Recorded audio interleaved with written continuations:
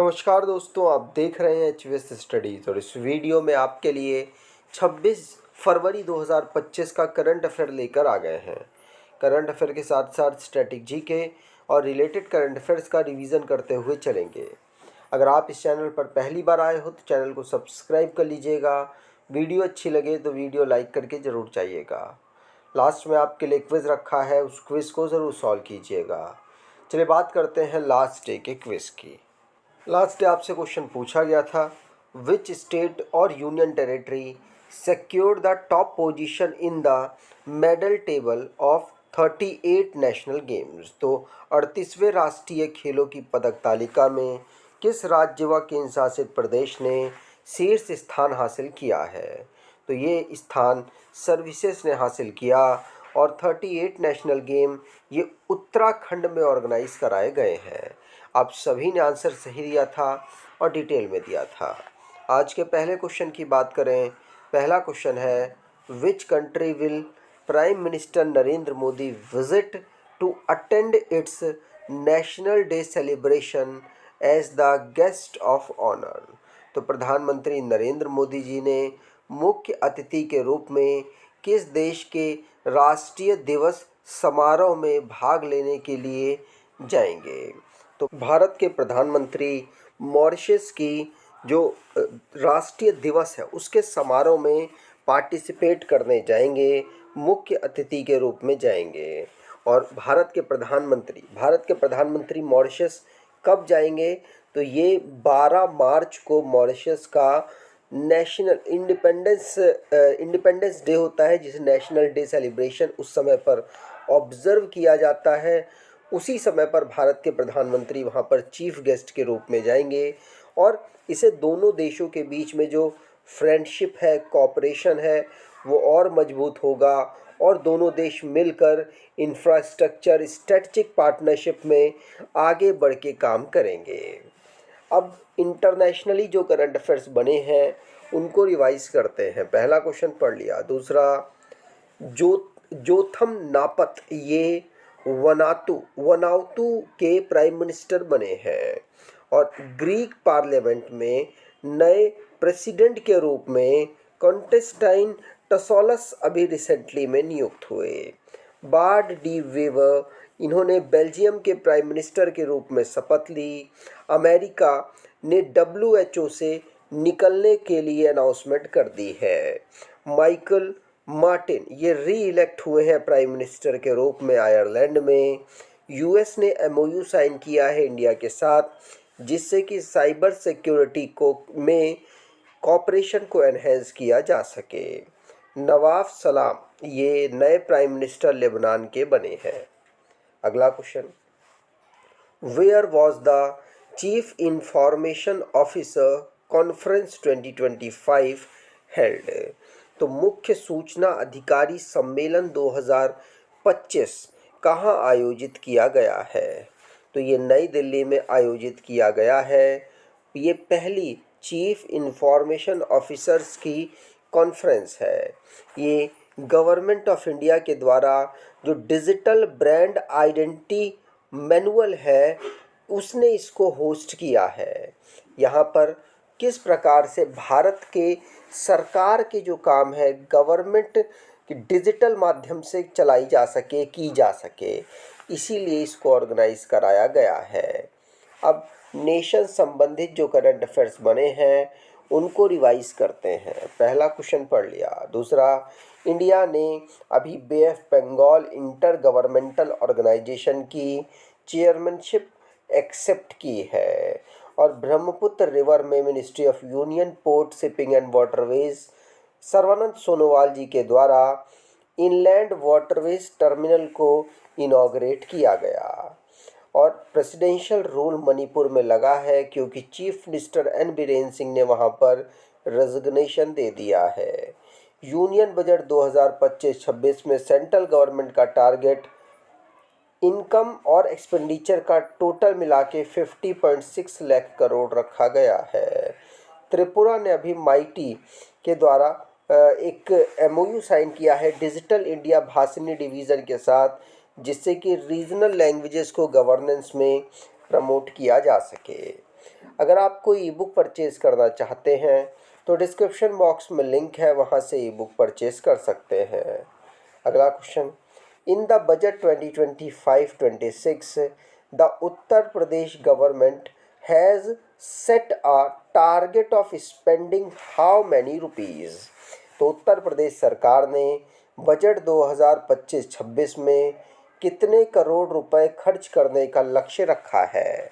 तो उत्तर प्रदेश सरकार ने 8.08 लाख करोड़ का यहाँ पर टारगेट रखा है। अगर इसको पूरे राउंड फिगर को हटाकर बात की जाए तो 8,08,736 करोड़ का यहाँ पर खर्च करने का टारगेट उत्तर प्रदेश सरकार ने रखा है।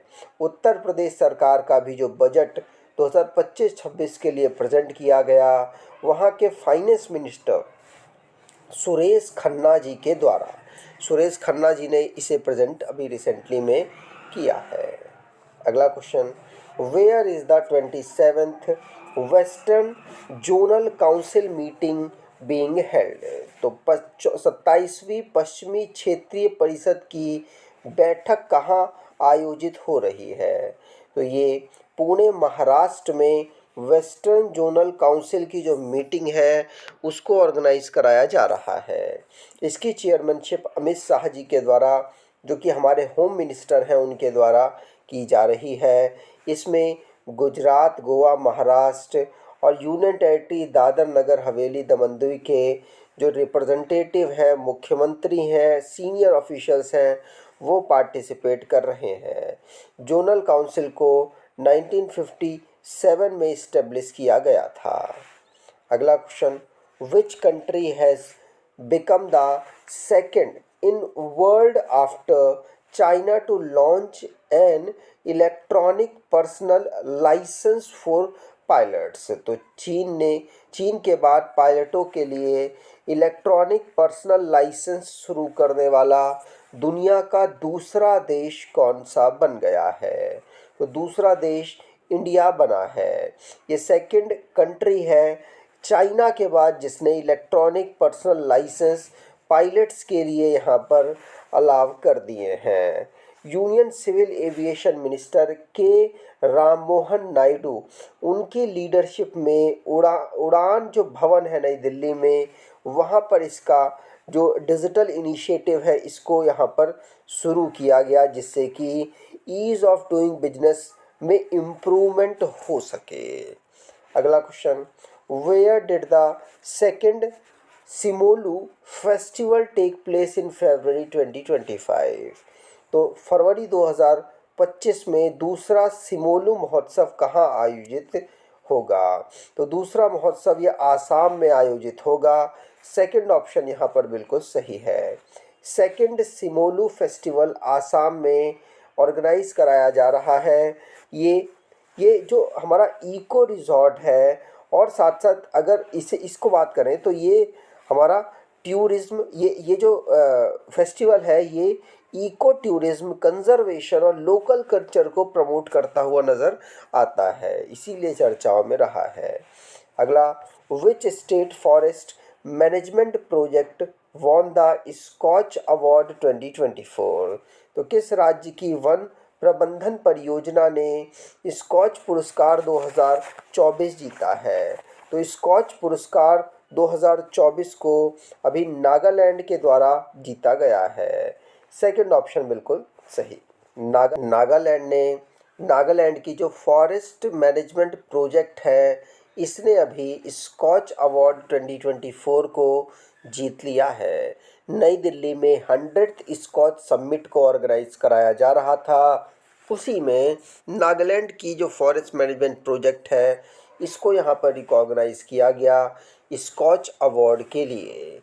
इन्होंने जिस प्रकार से जापान इंटरनेशनल कोऑपरेशन एजेंसी का यूज़ करके यहाँ पर फॉरेस्ट को कंजर्व किया और रूरल इनकम को जनरेट करने की यहाँ पर कोशिश की पिछले 10 सालों में, उस कोशिश को देखते हुए नागालैंड फॉरेस्ट मैनेजमेंट प्रोजेक्ट को इस अवार्ड से सम्मानित किया है।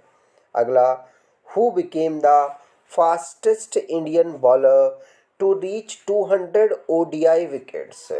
तो सबसे तेज 200 एक दिवसीय विकेट तक पहुंचने वाले भारतीय गेंदबाज कौन बने हैं?